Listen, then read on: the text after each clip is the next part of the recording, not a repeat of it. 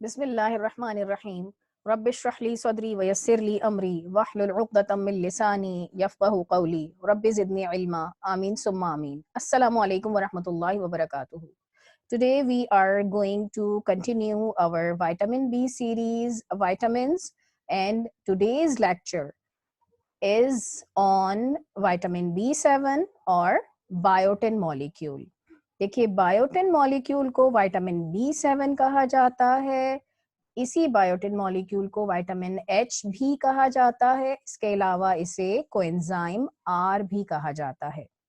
Biotin molecule serves as a prosthetic group, a common feature in carbon dioxide binding enzymes, यानी जो carboxylation reactions में कैटालाइजिंग enzymes होते हैं उनके साथ biotin molecule as prosthetic group अपना रोल प्ले करता है। ठीक, सबसे पहले हम इसके स्ट्रक्चर पर बात करते हैं। Biotin molecule is a mono carboxylic acid molecule. देखिए, जब इसके रिंग की फॉर्मेशन होती है तो दो रिंग्स फॉर्म होते हैं।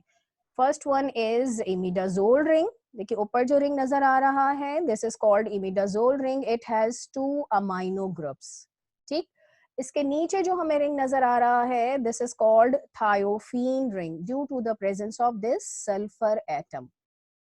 सही, इस थायोफीन रिंग के साथ एक valeric acid side chain attach होती है। इस वैलेरिक एसिड को पेंटेनोइक एसिड भी कहा जाता है। कुछ बुक्स में आपको पेंटेनोइक एसिड साइड चेन और कुछ बुक्स में आपको वैलेरिक एसिड साइड चेन के तौर पे लिखा हुआ मिलेगा। So don't get confused, both are same. अब हम बात कर रहे हैं कि बायोटिन मॉलिक्यूल कार्बोक्सिलेशन रिएक्शन में एज प्रोस्थेटिक ग्रुप अपना रोल प्ले करता है। तो देखते हैं कार्बन डाइऑक्साइड मॉलिक्यूल कहाँ अटैच होता है। देखिए, ये जो अमाइनो ग्रुप है, इस अमाइनो ग्रुप के नाइट्रोजन के साथ हाइड्रोजन रिलीज हो जाता है और कार्बन डाइऑक्साइड मॉलिक्यूल अटैच हो जाता है, जिससे फिर ये कार्बोक्सिलेशन रिएक्शन में कैरी कर देता है। सही, और कार्बोक्सिलेजेस के साथ ये किस तरह अटैच होता है इस पर भी बात कर लेते हैं। देखिए, ये कार्बोक्सिलिक एसिड हमें नजर आ रहा है यहाँ पर। कार्बोक्सिलेजेस में लाइसीन रेजिड्यू के एप्सिलॉन अमाइनो ग्रुप के साथ इस कार्बोक्सिलिक ग्रुप का रिएक्शन हो जाता है और एक पेप्टाइड बॉन्ड फॉर्म हो जाता है, जिसके वजह से ये अपने एंजाइम के साथ अटैच हो जाता है। देखिए, हमने बात की है ना कि पेप्टाइड बॉन्ड हमेशा दो अमाइनो एसिड्स के दरमियान होते हैं, तो एक्चुअली ये अमाइनो एसिड के कार्बोक्सिलिक एंड अमाइनो ग्रुप के दरमियान फॉर्म होता है। बिल्कुल इसी तरह यहाँ पर भी जो बॉन्ड फॉर्म होता है लाइसीन के एप्सिलॉन अमाइनो ग्रुप के साथ इस कार्बोक्सिलिक का, वो भी बिल्कुल पेप्टाइड बॉन्ड ही की तरह फॉर्म होता है। ठीक है, अब बात कर लेते हैं इसके रिक्वायरमेंट एंड सोर्सेस की। It's RDA is 5 to 10 milligrams per day. It is the only vitamin which is synthesized by intestinal microbial flora in such a large quantity that a dietary source is probably not necessary.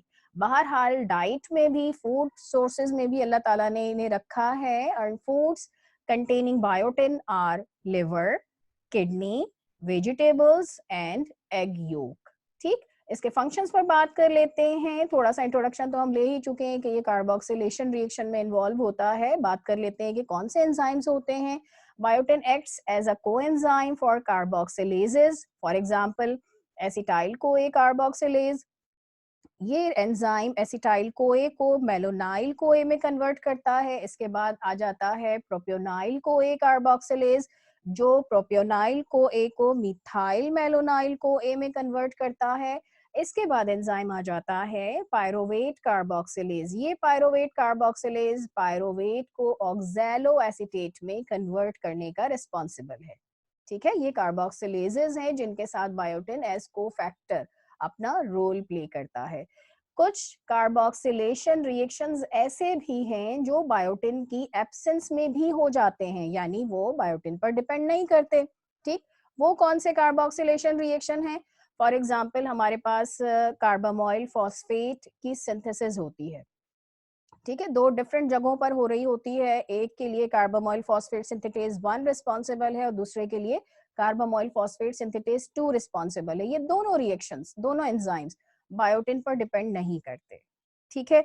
इसके अलावा purine ring में carbon number 6 पर जो molecule होता है वो carbon dioxide से ही आता है और वो कार्बोक्सिलेशन भी बायोटिन इंडिपेंडेंट है।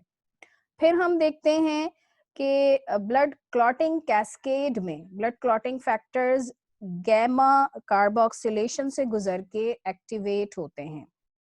इनकी एक्टिविटी, ये कार्बोक्सिलेशन विटामिन के डिपेंडेंट होती है और ये भी बायोटिन की एब्सेंस में रिएक्शन हो जाते हैं। दैट मीन्स के ये रिएक्शंस बायोटिन इंडिपेंडेंट हैं, ठीक है। तो हमारे माइंड में ये बात बिल्कुल क्लियर होनी चाहिए कि बायोटिन हालांकि कार्बोक्सिलेजेस के साथ बहुत इंपॉर्टेंट रोल प्ले करता है, लेकिन मखसूस कार्बोक्सिलेशन रिएक्शंस में, हर तरह के कार्बोक्सिलेशन रिएक्शन में बायोटिन की मौजूदगी जरूरी नहीं है, ठीक है। अब हम बात करते हैं इसकी डेफिशिएंसी की। हमने डिस्कस किया कि ये वाहिद विटामिन है जो माइक्रोबियल फ्लोरा के थ्रू बहुत लार्ज क्वांटिटी में यानी सफिशिएंट क्वांटिटी में सिंथेसाइज हो सकता है। फिर भी इसकी डेफिशिएंसी, तो हम देखते हैं वो कौन से कॉजेज हैं जिनकी वजह से डेफिशिएंसी हो सकती है। तो biotin deficiency can be produced by intake of antibiotics.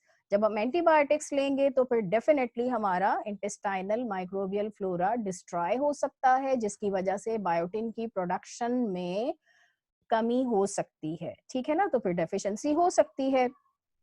इसके अलावा oral administration of raw egg white protein which is called avidin, this protein binds biotin and prevents its absorption। अब देखिए अल्लाह ताला की शान कि एग वाइट में जो प्रोटीन है एविडीन, वो एग वाइट में एग योक में मौजूद विटामिन बायोटिन की एंटागोनिस्ट है।